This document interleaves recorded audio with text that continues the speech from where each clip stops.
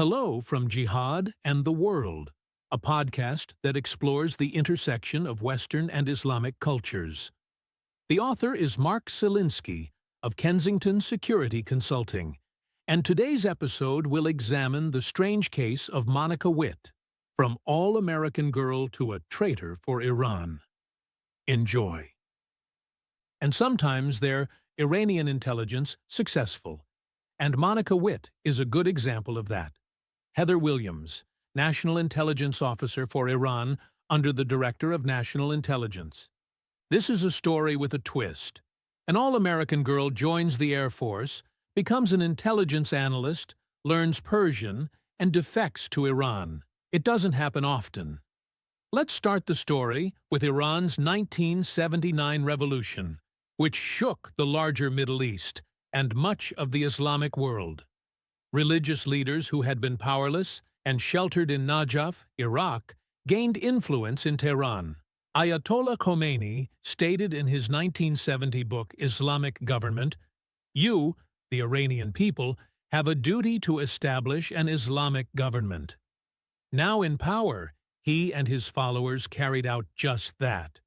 The political and social upheaval caused many Iranians to flee the country.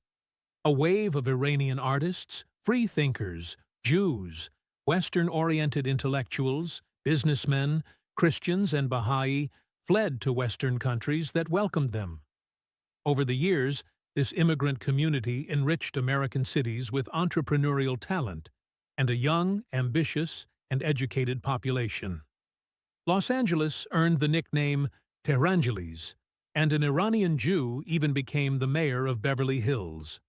However, very few Americans viewed the Islamic Revolution positively or traveled to Iran to support it.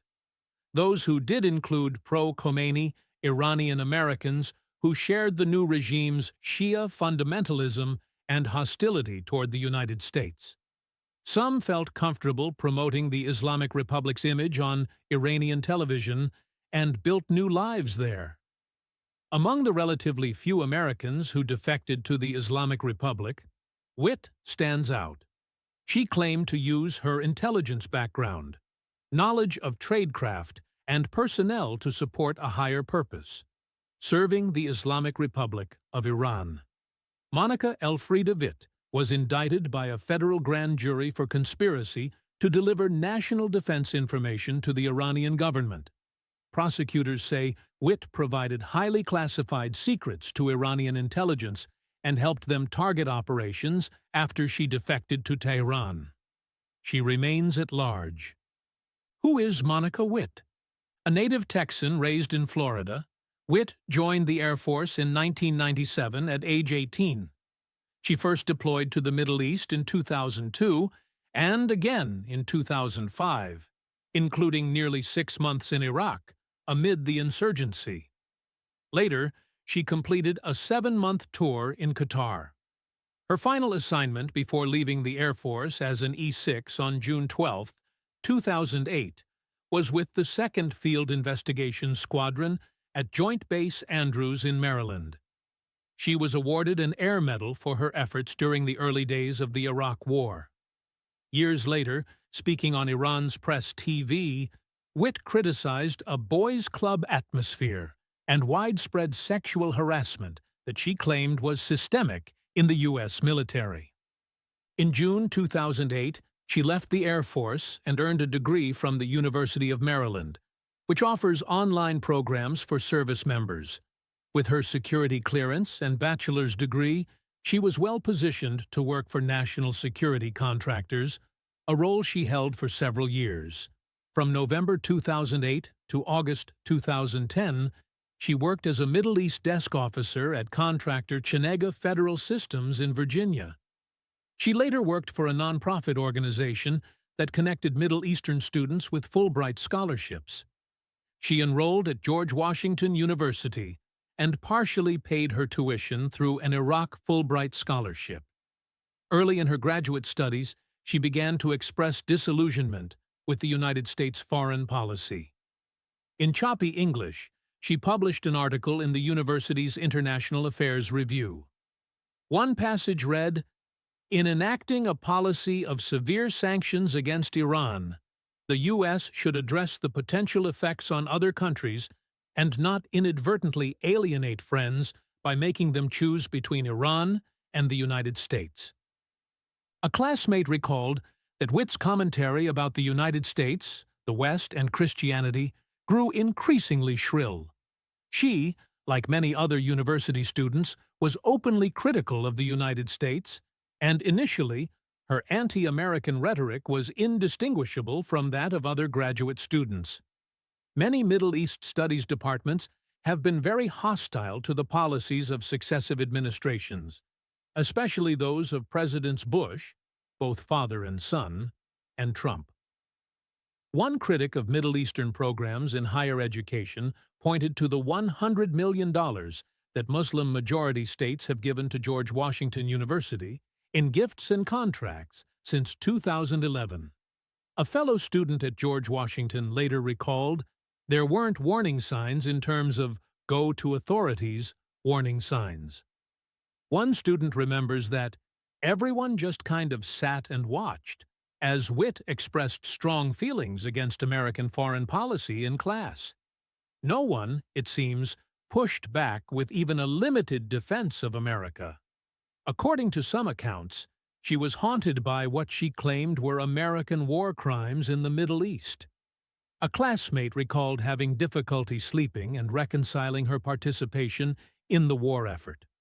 Witt would mention drone strikes, extrajudicial killings, and atrocities against children, all of which she claimed her colleagues in the military would brag about. She appeared distressed by what she called gross incompetence by her superiors. The Hollywood Conferences, 2012 and 2013. Her journey to becoming an agent for the Iranian government took a significant step in 2012 when she attended a highly publicized conference in Tehran. Notably, French left-wing philosopher Michel Foucault visited Iran in the fall of 1978, just before the revolution, to cover street protests. Since the 1979 revolution, the Iranian regime has arranged visits by many influential intellectuals to speak at conferences, most of which are closely monitored by Iranian intelligence services. New Horizon, an organization backed by Iranian intelligence, hosts events featuring anti-American, anti-Semitic, anti-Israel, and far-left speakers. It presents itself as an international institute of independent thinkers and artists, with leaders claiming there was Jewish influence in the U.S., while other speakers argued that the U.S. is a satanic force in the world. Witt explained that the conference, in her words, opened her eyes to these conspiracies. "I got a chance to think more about myself and the future," she said. Kevin Barrett, a regular American speaker at Iranian events and outspoken critic of the U.S., stated, "What she said was she had been involved in horrific war crimes with the Air Force, and she just felt really bad about it." Witt later returned to Iran to attend another New Horizon conference, also held in Tehran. A new woman upon return. When Witt returned to the United States after the 2012 conference, she began wearing a hijab and often discussed her conversion to Islam. Some people found her comments on Iran concerning and openly supportive of the regime and its ideology. She delivered a class presentation that alarmed some students because of its sympathetic tone toward the Iranian government. A fellow student recalled that Ms. Witt's paper sounded like a love letter to Iran. The FBI also grew concerned. Several agents approached Witt and expressed worries that Iran's intelligence services might try to recruit her. She met an Iranian-American spotter and recruiter for Iranian intelligence less than 7 months after the New Horizon conference, according to an indictment charging her with multiple felonies. The indictment referenced a person known as Individual A, who approached her, built a relationship, and arranged for her to re-enter Iran in August 2013. Once there, Witt was provided with housing and computer equipment. Her defection was complete, and Ms. Witt, who had served 10 years as an Air Force intelligence specialist, was now under the operational control of Iranian security services. She disclosed classified U.S. information and researched U.S. intelligence personnel she had worked with and knew professionally and socially. This information was used to create target packages. Monica Witt's espionage, the grand jury indictment. The grand jury indictment of Witt was unsealed during the week marking the 40th anniversary of the Islamic Revolution. It charged Witt with betraying secrets to top Iranian officials. Some of these secrets involved classified programs and mentioned former colleagues. Once Iranian personnel received this information, they created fake online profiles to earn the trust of other intelligence officials. These are the kinds of schemes used by common criminals, but the indictment shows they can also be effective for sophisticated nation-state hackers. The hackers became friends on Facebook with at least 4 U.S. intelligence agents based in the United States and Afghanistan. They also joined a Facebook group heavily populated by agents, though it's unclear whether they compromised the agents' computers or mobile devices. A former FBI supervisor explained the Witt case. Social media affords our adversaries the ability to harvest our trust with beguiling specificity. It allows them to beguile us into a false position of trust. You think because the person who approaches you has such specific information, it's someone to whom you should offer your trust.